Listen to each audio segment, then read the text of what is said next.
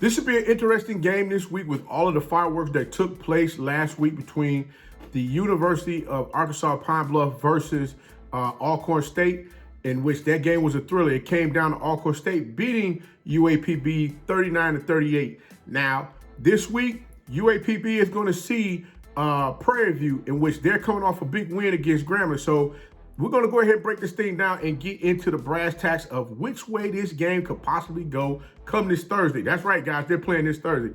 It's your favorite coach back at it again, 10 toes down, about to tell you how it all went down. This is Tomorrow Leader Sports Network with your host, Coach Walker. If you're new to the channel, make sure you like, share, subscribe, hit that notification bell so you get all upcoming videos. For all my leaders out there, make sure you do the same as well. Like, share, comment, and also hit that notification bell if you have not done so already so that you get all upcoming videos. And also you can follow us on social media. The links are listed down below in the description. So without further ado, we're going to go ahead and tap on in and get a breakdown on what we could possibly see in this game between Prairie View and UAPB this Thursday night.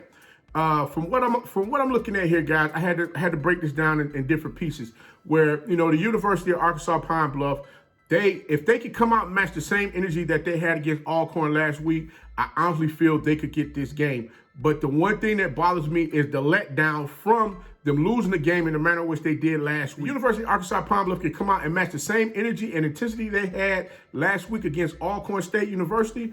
I honestly believe the Lions, special teams players, they get out there and get after it like they did last week. I honestly believe they can flip that field around, allowing the Golden Lions to continue to keep putting a bunch of points up on the board, in which it will force Prairie View's hand to continue to make sure they're able to keep up with the scoring to stay in the game. Golden Lions, Big 66, Eric Jones III, number 70, Noah Hayes, number 76, Antondre Smith, number 77, Jordan Mack, number 78, Mark Evans III. They come into this game with, you know, some intensity and a lot of build-up, especially with how things went last week in that Alcorn game. I know you guys don't hear me keep, referencing back to the Alcorn game, but being a player and playing in those trenches, you got to understand one thing. When you're out there on the field, you're giving your all, and there's some mishaps that was made based on calls or based on, the energy that, the coach had at that moment. Instead of, putting the points on the board, you decide to go for it, and then you don't convert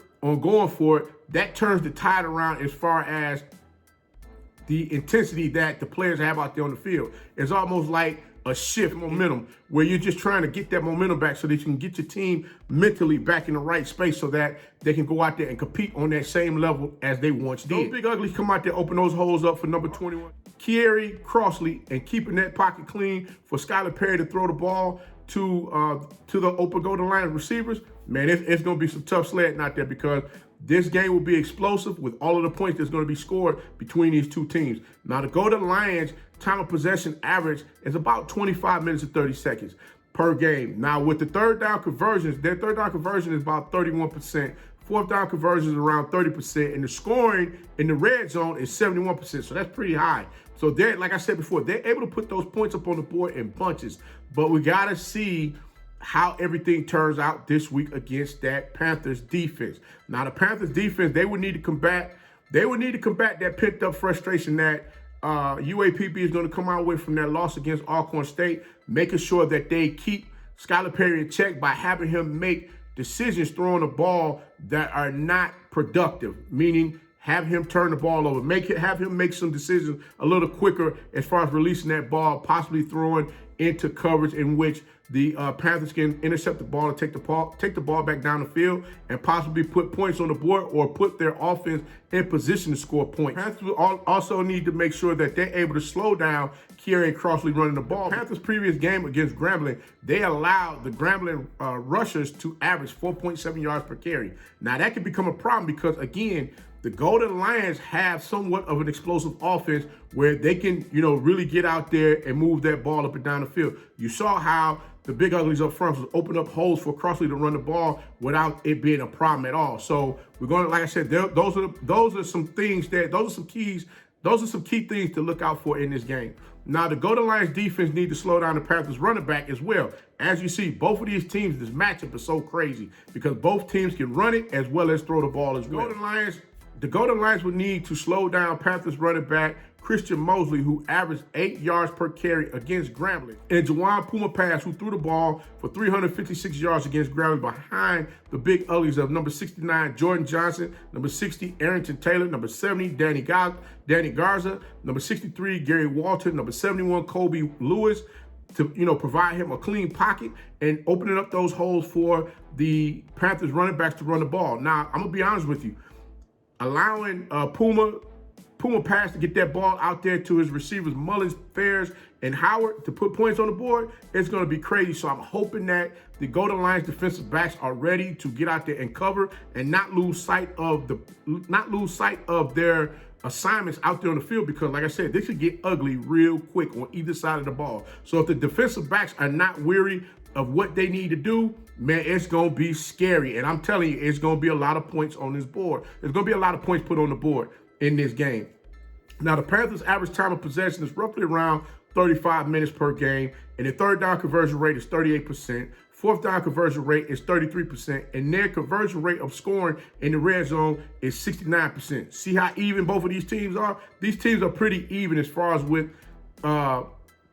basing on who would win this game. Now, I got to shout out Miss Deb Taylor once again, who guessed the correct score in the JSU game. Coach Walker is buying her lunch. That's right. Coach Walker is sending her a gift card for guessing the correct score in the Jackson State game. So, Miss Deb, if you're watching out there, again, congratulations to you. You know I got to keep congratulating you because, hey, I appreciate you for rocking with me. Matter of fact, I appreciate all of you for rocking with me. But guess what? Yes, she was the winner last week in the JSU game, predicting the correct score of 24-17.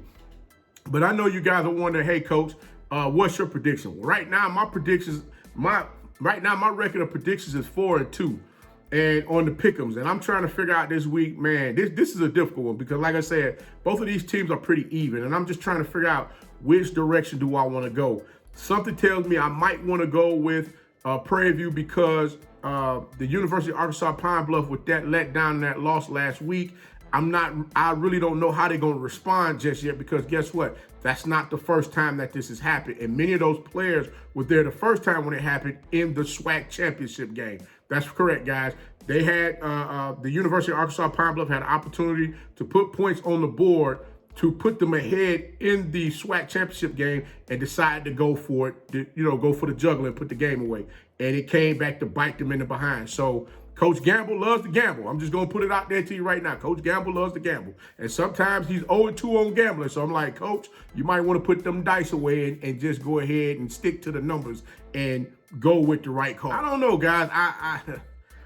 The score, I have this score. This score is going to be a lot closer than what I initially put down in my notes. I had in my notes that this score is going to be 31-20. I think this game is probably going to be another close one. I'm thinking more so 31-28.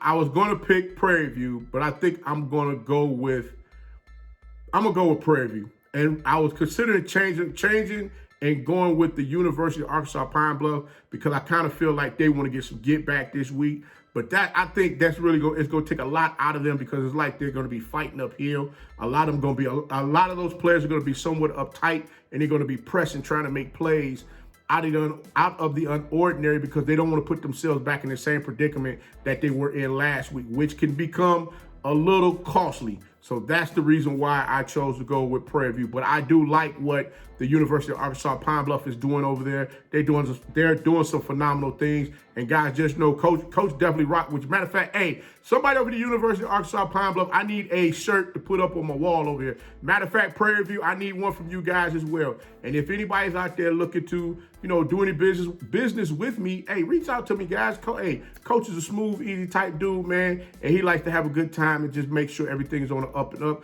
and promote businesses in the manner in which they need to be promoted. So, guys, hey, reach out to me. Let's talk about it. But until next time, please like, share, subscribe, hit that notification bell, and also you can follow us on social media. The links are listed down below in the description. And remember, be the one and lead.